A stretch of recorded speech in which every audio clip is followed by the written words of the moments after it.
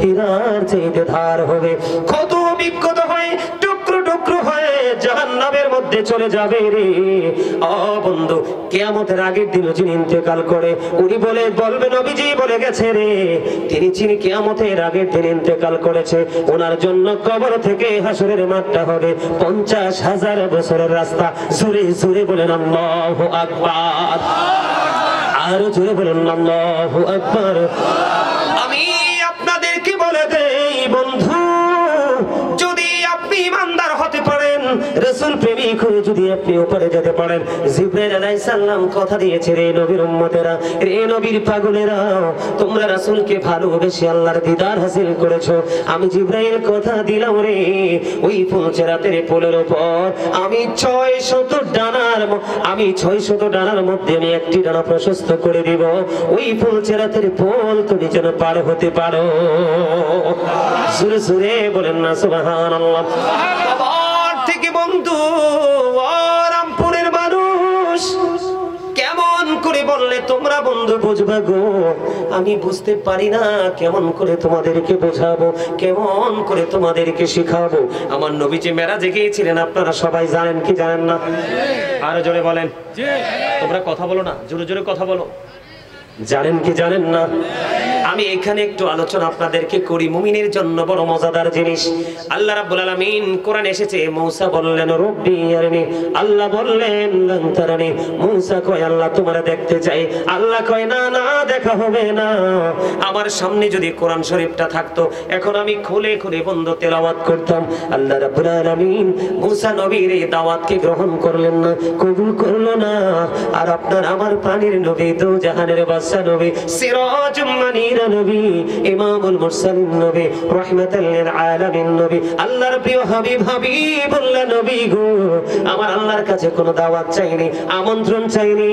আমার আল্লাহ নিজেই কোরআন শরীফের 15 পারা সূরা বনী ইসরাঈলের প্রথম নাম্বার আয়াত খুলে দেখো, আমার আল্লাহ বলেছেন সুবহানাল্লাযী ইয়াসরা বি'আবদিহি লাইলাম মিনাল মাসজিদিল হারামি ইলাল মাসজিদিল আকসা আল্লাযী বারাকনা হাওলাহু লিনুরিয়াহু মিন আয়াতিনা।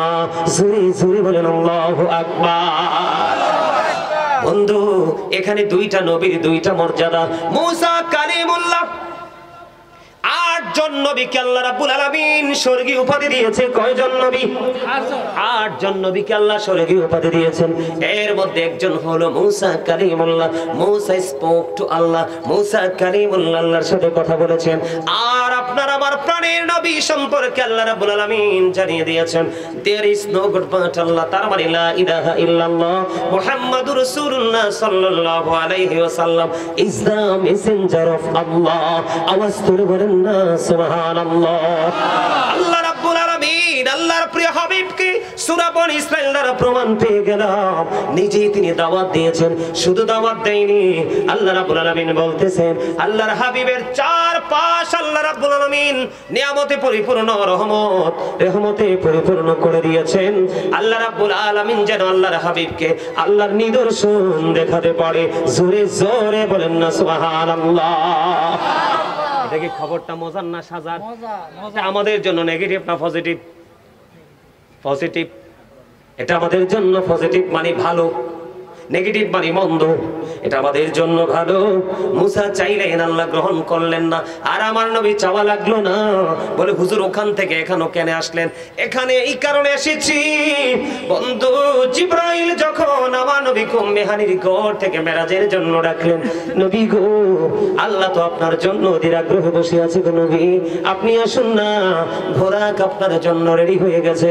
বন্ধু, আমার নবী সেদিন বোরাক দেখে কান্দে। আমার নবীজির 2 চোখ বেবে বন্ধু পানি মোবারক বেবে পড়ছে। জিবরাইল দেখে দেখে বলে ইয়া রাসূলুল্লাহ, ইয়া হাবিবাল্লাহ, নবী গো, ও প্রাণের নবী, বন্ধুর বাড়িতে যাইতে কাঁদে না, আপনি কেন গো চোখের জল ঝর্ণার মতো বিসর্জন দিচ্ছেন ইয়া রাসূলুল্লাহ, ইয়া হাবিবাল্লাহ, কেন গো জানতে মনে চায়। আল্লাহ রাব্বুল আলামিন খবর জানিয়ে দিলেন জিব্রাইল আমার হাবিবের কাছ থেকে তুমি খবরটা জানো। আল্লাহ খবর জানে কি জানে না? আল্লাহ আলিমুল গায়ব কিনা? আমার আল্লাহ সব খবর জানে রে বন্ধু। আমার আল্লাহ যখন বললেন জিব্রাইল প্রশ্ন করলো, এবার উত্তর দিলেন আমার নবীজি, আমি কান্দি কেন রে? আমি এই কারণে কান্দি, আজকে আল্লাহ রাব্বুল আলামিন আমার জন্য ফোরাক পাঠিয়ে দিল। ওই যে কিয়ামতের ময়দান, হাসরের ময়দান, 50,000 বছরের রাস্তা হবে রে। আমার উম্মতগুলো আপন আপন কবর থেকে কেমন করে হাসরের ময়দানে আসবে, আমি সেই চিন্তা করে কাঁদি রে। চোখের জল আমি বিসর্জন দিচ্ছি। জিব্রাইল ডেকে ডেকে বলেন, আল্লাহ রাব্বুল আলামিন জিব্রাইলকে একটা ডাক দিয়ে বললেন, রে জিব্রাইল, আমার হাবিবকে জানিয়ে দাও, আমার হাবিবের সাচ্চা প্রেমিক যারা হয়ে কবরে আসবে রে, আমি তাদের ওই দিন ফুলছেরাতের পোলে আসার জন্য, আমি ওই দিন হাসরের মাঝে আসার জন্য বোরাকের মতো বাহনের ব্যবস্থা করে দিব। জোরে জোরে বলুন না বন্ধু সুবহানাল্লাহ। এই কারণে বন্ধু আমি বললাম, ভয়ঙ্কর দুইটা জায়গা, এই দুইটা জায়গায় আপনি বাঁচতে হলে প্রাণের নবীকে লাগবে। নবী ছাড়া আপনার কোনো উপায় বা কোন কিনারা থাকবে না বন্ধু। আমি আপনাদেরকে বলি, ওই যে উত্তপ্ত গরম পানি আর জাহান্নামীদের সবচেয়ে বেশি কম আযাব কি? কথা বলেন না। জাহান্নামীদের পাপী লোকেদের সবচেয়ে বেশি কম আযাব হলো আগুনের এক জোড়া জুতা পায়ে পড়াইয়া দেওয়া হবে, মাথার মগজগুলো বন্ধ টকবক টকবক করে উতরাইতে থাকবে। ওই যে বলেছি, বাঁচতেও পারবা না, মরতেও পারবা না, পালাইতেও তুমি পারবা না। এখানে আরেকটা মজার খবর হলো, কাল হাসরের ময়দানে আপনি দেখেন, এখন কিন্তু আসমান আমরা দেখতে পাই, কিয়ামতের দিন আসমান কিন্তু ভেঙে চলে যাবে, তারকাগুলো বন্ধ বিক্ষিপ্ত হয়ে জোরে জোরে পড়বে, সমুদ্র উদ্বেলিত হয়ে যাবে, কবরগুলো বন্ধ ওপেন হয়ে যাবে। এগুলো আমার কথা নয়, গভীর ভাবে খেয়াল করবেন বন্ধু। কোরআন শরীফের 30 পারা সূরা ইনফিতরের প্রথমে আল্লাহ রাব্বুল আলামিন বলে দিয়েছেন, ইদাস সামাউ ফাতারাত وإذا الكواكب انتثرت وإذا البحار فجرت وإذا القبور بعثرت علمت نفس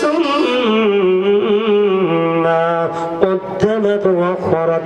আমার দিকে বন্ধু একটু খেয়াল করে দেখেন, আল্লাহ রাব্বুল আলামিন বলেছেন, আকাশ যখন ভেঙে চুরে যাবে, তারকাগুলো বিক্ষিপ্ত হয়ে বন্ধ ঝরে ঝরে পড়বে, সমুদ্রটা উদ্বেলিত হয়ে যাবে। যেহেতু আপনাদেরকে নিয়ে আমি একটু কবরে ফিউচারে এসেছি, এই জন্য বলতে হয়, আপনার আমার দুই কাঁধে দুইটা সিসি ক্যামেরা আছে। এটা যেমন সত্য, আল্লাহ রাব্বুল আলামিন কোরআনে বলেছে, ওইটাও তেমন সত্য। ওয়া ইদাল কুবুর বুসিরাত আলিমাত নাফসুম মা কদ্দামাত ওয়া আখরাত।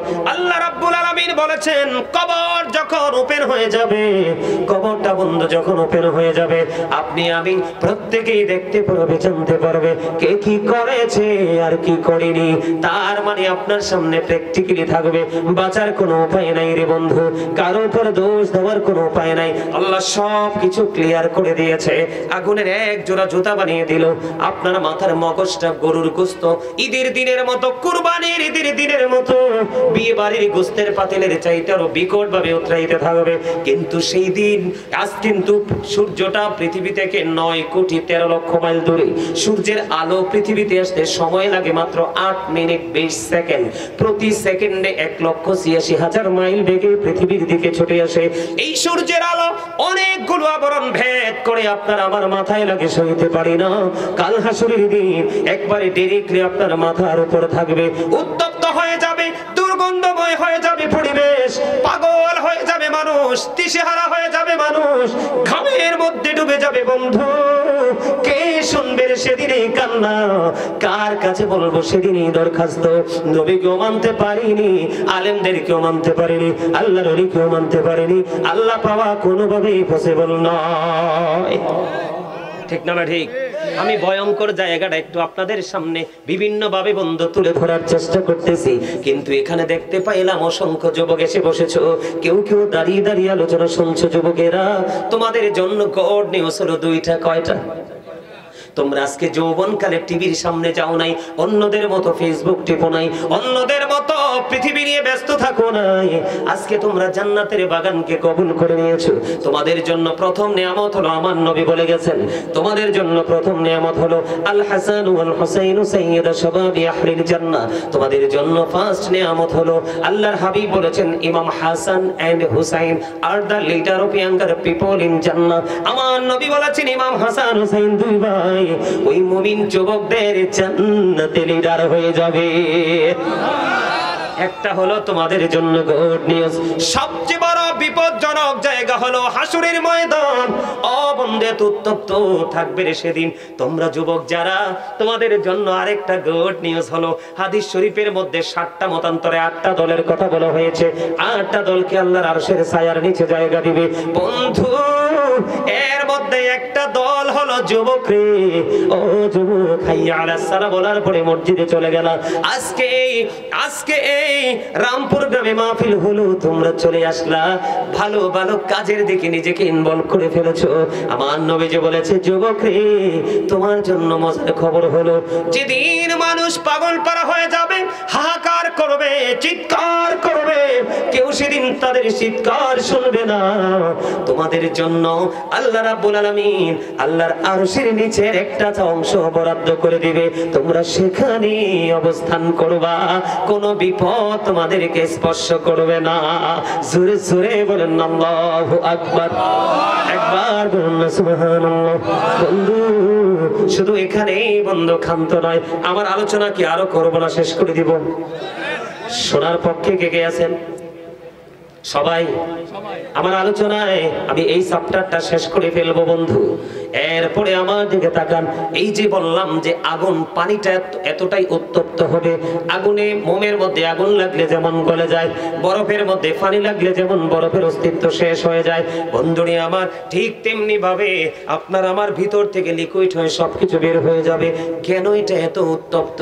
উত্তপ্ত হওয়ার কারণ হলো বন্ধু, হযরত আবু হুরায়রা রাদিয়াল্লাহু তাআলা থেকে হাদিস খানা বর্ণিত। আপনার আমার প্রাণের নবী তিনি জানিয়ে দিয়েছেন, আল্লাহ আগুনকে 1000 বছর তাপ দিয়েছে, আগুনের রং হয়েছে বন্ধু লাল। আল্লাহ কই এই আগুনে হবে না, আরো বাড়াইতে হবে, আরো 1000 বছর আগুনটাকে তাপ দিয়েছে বন্ধু, আগুনের রং হয়ে গেছে সাদা। আল্লাহ কই না না, এই আগুনে হবে না, আরো এটাকে বৃদ্ধি করতে হবে, আরো কঠিন থেকে কঠিনতর করতে হবে। তারপরে আরো 1000 বছর তাপ দিয়েছে বন্ধু, 3000 বছর তাপ দিয়ে উত্তপ্ত করলো। তৃতীয়বারের মতো যখন তাপ দিতে লাগলো, আগুনটা একেবারে কালো হয়ে গেছে। এই কালো আগুন আপনার আমার জন্য বরাদ্দ। এই আগুন আপনাকে আমাকে ছাড়বে না যদি আমরা সঠিক পথে হাঁটতে না পারি। যেমন আমি আপনাদেরকে একটা কথা বলি, কয়েকটা এক্সাম্পল দিব। আমাদের সমাজে বন্ধু সুদখোর আছে না নাই? আপনাদের রামপুরে আসেনি? এরা কি প্রকাশ্যে না ছদ্মবেশে? প্রকাশ্যেও থাকে, কেউ আত্মমর্যাদার ভয়ে, কেউ ছদ্মবেশেও খায়, ফক্সির মাধ্যমে। আছে না নাই? আমি আপনাদেরকে জাহান্নাম সম্পর্কে একটু বুঝাই বন্ধু। জাহান্নামীদের একটু সিমটম আমি আপনাদের সামনে তুলে ধরবো, কারণ আমাদের সমাজ, আমাদের জাতি ধ্বংস হয়ে যাচ্ছে। যেটা নবীজি বারবার নিষেধ করেছে বন্ধু, যিনি সুদ খায়, যিনি সুদ দেয়, যিনি সুদের লেনদেন করে, যিনি সুদের সাক্ষী হয়, যিনি সুদের স্ট্যাম্প লেখে, যিনি সুদের টাকা কালেকশন করার জন্য জুটি বেঁধে বন্ধু ওই দরিদ্র মানুষকে প্রেসার ক্রিয়েট করে, এমনি করে প্রত্যক্ষ এবং পরোক্ষভাবে যারা সুদের সাথে যুক্ত, সবার বন্ধু একই রকম সাজা হবে। আমি আপনাদেরকে দুটো হাদিসের দুটো অংশ বলবো। একটা হাদিস অনেক বড় লম্বা, এই হাদিসটা বিশ্লেষণ করতে আমার কমপক্ষে সময় লাগবে, একটা হাদিসের ব্যাখ্যা করতে মিনিমাম 1.5 ঘন্টা। আমি এই হাদিসের মূল জায়গাগুলো তুলে ধরবো, অনেক লম্বা হাদিস। আমার নবী মেরাজে গেল, মেরাজে যাওয়ার পরে জাহান্নামের দিকে বন্ধু তাকালো, জাহান্নামের দিকে তাকায়া দেখলেন এক একটা মানুষের পেট এক একটা ঘরের মতো বড় বড়। নাউজুবিল্লাহ বলেন না? এক একটা মানুষের পেট এক একটা ঘরের মতো বড় বড়। এবারে জিব্রাইলকে বললেন, ভাই জিব্রাইল বলো না, এই মানুষটা ঘরের মতো বড় বড় পেট ওরা মানুষগুলো এরা কারা? ইয়া রাসূলুল্লাহ, ইয়া হাবিবাল্লাহ, নবী গো, এরা হলো দুনিয়ার আপনার নামদারি উম্মত সুদখোর।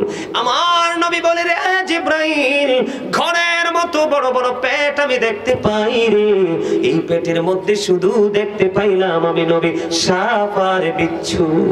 জোরে জোরে কন্যা নাউজুবিল্লাহ। বন্ধু সামুরা ইবনে জুনদুব রাদিয়াল্লাহু তাআলা আনহু থেকে হাদিস খানা বর্ণিত, হাদিস খানা অনেক লম্বা। আমার নবী সাহাবায়ে কেরামদেরকে প্রশ্ন করলেন, তোমরা আজকে কেউ কোনো স্বপ্ন দেখেছো কিনা? এবার সাহাবীরা বললেন, ইয়া রাসূলুল্লাহ, আমরা কেউ এমন কোনো স্বপ্ন দেখিনি। নবীজি বললেন, আমি একটা বরকতময় স্বপ্ন দেখেছি, তোমাদেরকে বলবো। ইয়া রাসূলুল্লাহ, ইয়া হাবিবাল্লাহ, নবী গো বলে দেন। নবীজি বলতে গেলেন, অনেকগুলো বললেন। এর মধ্যে একটা হলো বন্ধু, একটা লোককে নবীজি দেখতে পাইলেন। নবীজির সঙ্গী হলো দুজন ফেরেশতা। নবীজি দেখতে পাইলেন একটা লোক রক্তের নদীর মধ্যে সাঁতার কেটে কেটে পারে আসতে চায়। কিসের মতো নদী? কথা বলেন না কেন? ও বন্ধু, রক্তের নদী যেটাকে বলা হয় কি? রক্তের নদী।